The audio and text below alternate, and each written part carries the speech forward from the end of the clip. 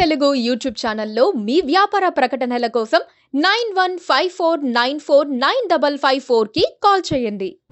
ఏమిటి ట్యాపింగ్? ఎందుకు ఈ ట్యాపింగ్? ఎలాగ ఈ ట్యాపింగ్? ఈ ప్రశ్నలు వారం రోజులుగా తెలుగు రాష్ట్రాల ప్రజల మధ్యలో గింగిరాలు తిరుగుతున్నాయి.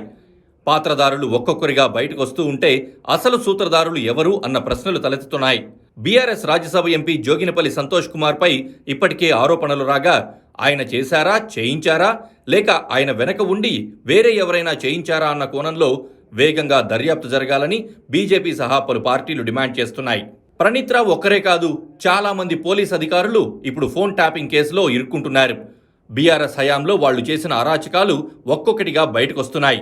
విదేశాల్లో ఉన్న పోలీస్ అధికారులను, మీడియా పెద్దలను రప్పించే ప్రక్రియ ఇంకా ప్రారంభం కావాల్సి ఉన్న తరుణంలో పాత్రదారులపై పూర్తి స్పష్టత పొందే ప్రయత్నం జరుగుతోంది. ప్రణీత్, భుజంగరావు, తిరుపతన్న బయటకు వినిపిస్తున్న పేర్లు ఇవి మాత్రమే అయినా తెర వెనుక ఉన్న అసలు జనం ఇంకా బయటకు రావాల్సి ఉంది. గత ప్రభుత్వ హయాంలో ఎస్ఐబి కేంద్రంగా సాగించిన ఫోన్ ట్యాపింగ్తో తాజాగా హైదరాబాద్కు చెందిన ఓ ఎమ్మెల్సీ పేరు వెలుగులోకి వచ్చింది. ఇజ్రాయెల్ నుంచి phone tapping tools, remote access tool కొనుగోలుకు సదరు ఎమ్మెల్సీ కూడా నిధులు సమకూర్చినట్లు దర్యాప్తు అధికారులు గుర్తించారు. మాజీ డీఎస్పీ ప్రణీత్ రావు సాయంతో ఎస్ఐబిలో టెక్నికల్ కన్సల్టెన్సీ సేవలు అందించే రవిపాల్ ద్వారా ఆ పరికరాలను తెప్పించారని తేల్చారు. అప్పటి ప్రభుత్వ పెద్దల ఆదేశాల మేరకు సదరు ఎమ్మెల్సీ ఖర్చుకు ఏమాత్రం వెనకంజ వేయలేదని తెలుస్తోంది. ఆ ఎమ్మెల్సీ మాట పోలీసు విభాగంలో బాగా చెల్లుబడయ్యేదని హోంశాఖలో చర్చ జరుగుతోంది.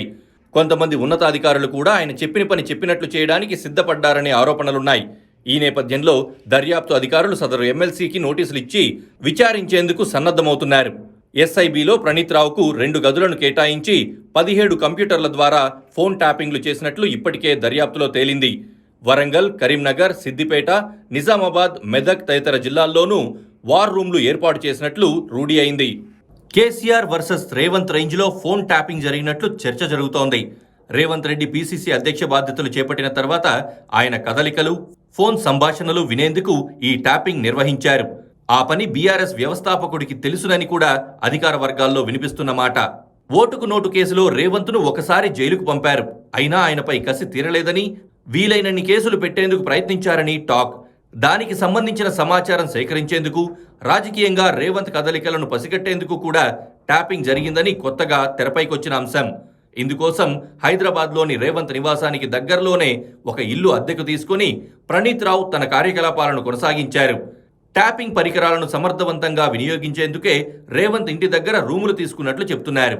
ఈ క్రమంలో రేవంత్ రెడ్డి ఇంట్లో అందరి ఫోన్లను ట్యాప్ చేశారని, రేవంత్ రెడ్డి కుటుంబ సభ్యుల ఆంతరంగిక సమాచారాన్ని కూడా సేకరించగలిగారని తెలుస్తోంది. దీని వెనుక రాజ్యసభ సభ్యుడు జోగినపల్లి రమేష్ హస్తం ఉందని దాదాపుగా నిర్ధారణకొచ్చారు. మరి కేసీఆర్ సంగతేంటి అన్న ప్రశ్న తలెత్తుతోంది. కేసీఆర్ ఆదేశాలు లేకుండా ఇంత పకడ్బందీగా ట్యాపింగ్ జరిగి ఉండకపోవచ్చునన్న చర్చ కూడా ప్రస్తావనకొచ్చింది. సంతోష్ కు నోటీసులు ఇచ్చి ప్రశ్నిస్తే కేసీఆర్, కేటీఆర్ రేంజ్లో ఎంత ట్యాపింగ్ జరిగిందో కూడా తెలిసే అవకాశం ఉంది. ఈ వ్యవహారంలో కాంగ్రెస్ పార్టీ కాస్త సాఫ్ట్గా ఉన్నప్పటికీ బీజేపీ ఊరుకునేందుకు సిద్ధంగా లేదు. ట్యాపింగ్ వ్యవహారంతో అవినీతి అంశం కూడా ముడిపడి ఉందని, దీనిపై న్యాయ విచారణ జరిపితేనే నాటి సీఎం, డీజీపీ, ఉన్నతాధికారుల జోక్యం ఎంతనే విషయం బయటపడుతుందని కేంద్ర మంత్రి కిషన్ రెడ్డి అంటున్నారు. బిఎల్ సంతోష్ లాంటి బీజేపీ నేతల ఫోన్లు కూడా ట్యాపింగ్ జరిగాయని ఆయన ఆరోపించారు. ట్యాపింగ్ కేసులో హ్యాండ్ ఉన్న ప్రతి ఒక్కరిని తక్షణమే పట్టుకుని జైలుకు పంపాలని బీజేపీ డిమాండ్ చేస్తోంది. ఆ పార్టీ నేరుగా కేసీఆర్ పై ఆరోపణలు చేస్తోంది. ట్యాపింగ్ను ఆసరాగా చేసుకుని రియల్టర్లు, వజ్రాల వ్యాపారులు, సెలబ్రిటీలను బెదిరించినట్లు కూడా దర్యాప్తులో తేలింది. ఆ సంగతి కూడా త్వరగా తేల్చగలిగితే చాలా మంది అధికారులు, నేతలు జైలుకు వెళ్లడం ఖాయం. చూడాలి మరి ఏం జరుగుతుందో.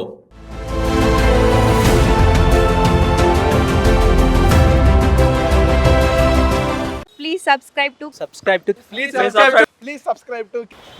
to KTV Telugu. KTV Telugu. KTV Telugu channel.